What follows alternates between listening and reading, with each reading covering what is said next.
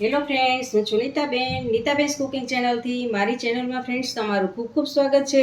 આજે હું તમારી સાથે શેર કરવાની છું પૌવા અને રવાના ઢોકળા. આ રેસીપી ફ્રેન્ડ્સ વરસાદ વરસતો હોય અને તમને નાસ્તો કરવાનું મન થાય તો ગરમા ગરમ પૌવા અને રવાના ઢોકળા બનાવી નાખજો.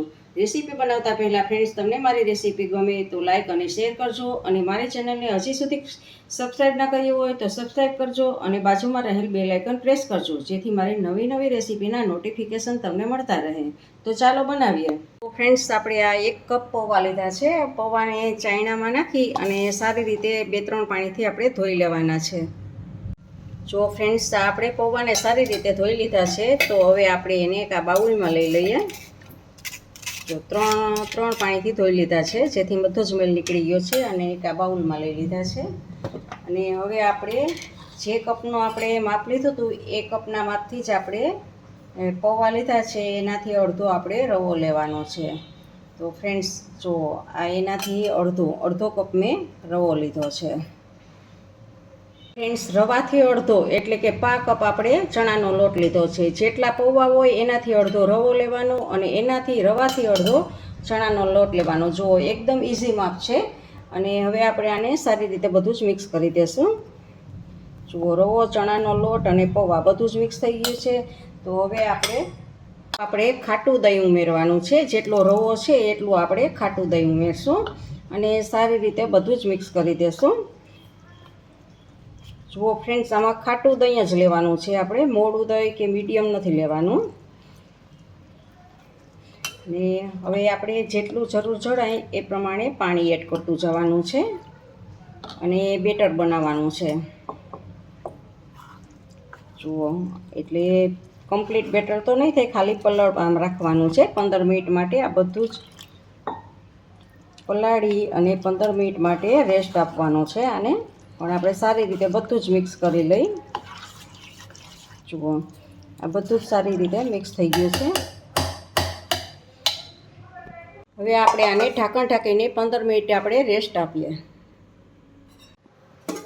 તો 15 મિનિટ થઈ ગઈ છે અને જુઓ ફ્રેન્ડ્સ, આપણો રવો પણ ફૂલી ગયો છે અને પૌવા પણ સારી રીતે બધું જ પલળી ગયું છે. અને હવે આપણે આમાં કલર માટે આપણે અડધી ટીસ્પૂન જેટલી હળદર એડ કરશું અને સ્વાદ પ્રમાણે એમાં નિમક એડ કરશું. ને થોડું પછી પાણી એડ કરવાનું છે. પાણી એડ કરી અને સારી રીતે ફીણી લેવાનું છે. તો આવી રીતે આમ હલાવવાનું છે. એક જ દિશામાં હલાવવાનું છે ફ્રેન્ડ્સ.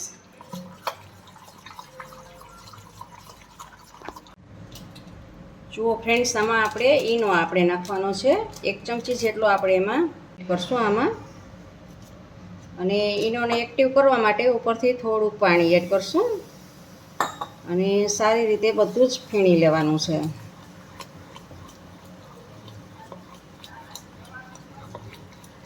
જુઓ, આમ એક જ દિશામાં ફીણવાનું છે.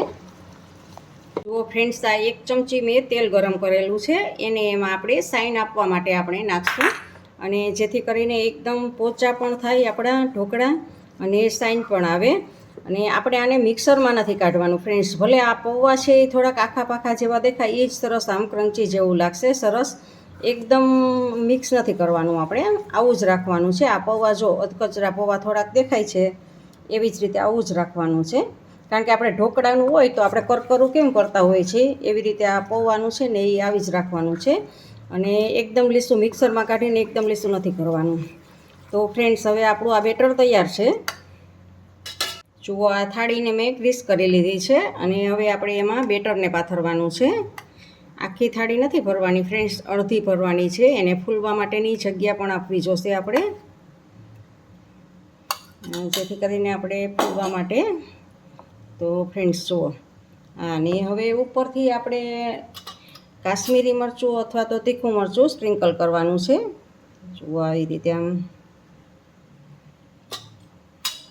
આ બને ને પછી ગરમા ગરમ એટલો સરસ આ નાસ્તો લાગે કે ખાધા જ રાખીએ એમ થાય. અત્યારે ચાલુ વરસાદ હોય ને આવું ગરમ ગરમ મળી જાય તો મજા જ પડી જાય.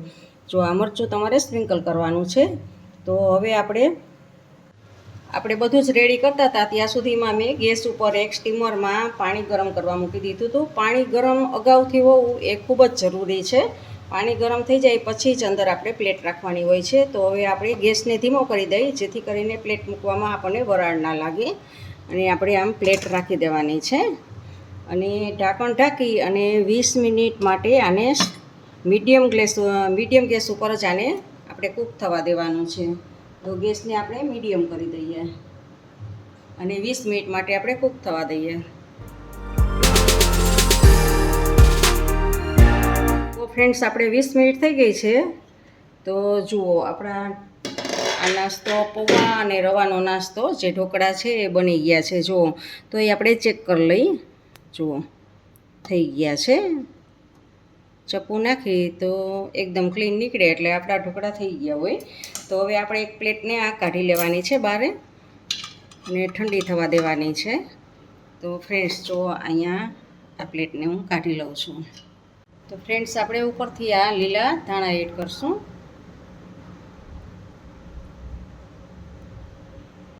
હવે ફ્રેન્ડ્સ વઘાર માટે આપણે 2 ચમચી તેલ લીધું છે વઘારિયામાં અને ગેસ ઉપર ગરમ થવા માટે રાખેલું છે આપણે. જુઓ ફ્રેન્ડ્સ આપણું તેલ ગરમ થઈ ગયું છે. તો આપણે 1 ટીસ્પૂન જેટલી રાઈ એડ કરશું અને રાઈ ઉપર આવે એટલે થોડાક આપણે લીમડાના પાન એડ કરશું અને ગેસને હવે આપણે બંધ કરી દઈશું.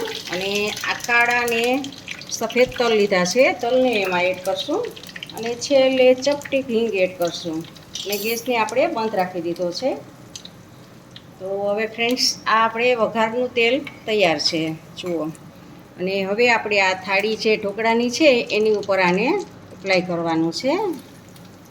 જુઓ આવી રીતે ચમચીની મદદથી બધે જ આમ રેડવાનું છે. જુઓ ફ્રેન્ડ્સ આ એટલું સરસ જેટલું દેખાય છે ને એટલું જ ખાવામાં સરસ લાગશે. જુઓ આ આપણા ઢોકળા બની ગયા છે. જો ફ્રેન્ડ્સ આ ઇન્સ્ટન્ટ ઢોકળા છે અને આપણે પૌવાનો વધારે ઉપયોગ કરેલો છે એટલે પૌવા અને રવાનો તાત્કાલિક તમારે ખાવો હોય તો નવો નાસ્તો ગરમા ગરમ એકદમ અને રવા અને પૌવાનો આપણે રવા અને પૌવા તો ઘરમાં હોય જ છે એટલે તાત્કાલિક બની જાય છે. જુઓ ફ્રેન્ડ્સ આપણે આમ 6 પીસ બનાવશું.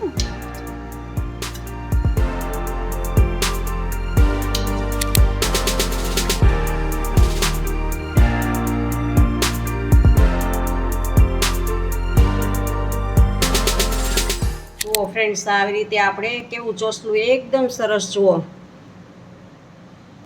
જુઓ એકદમ જાળીદાર ને સરસ. ફ્રેન્ડ્સ તમને મારી રેસીપી કેવી લાગી તે કમેન્ટ બોક્સમાં કમેન્ટ કરીને મને જરૂરથી જણાવજો. ઇન્સ્ટાગ્રામમાં મારા પેજને ફોલો કરજો. મેં નીચે લિંક આપેલી છે. તમને મારી આ રેસીપી ગમે તો લાઈક કરીને તમારા ફેમિલી મેમ્બર્સ અને ગ્રુપમાં શેર કરજો અને મારી ચેનલને સબસ્ક્રાઈબ કરવાનું ભૂલતા નહીં.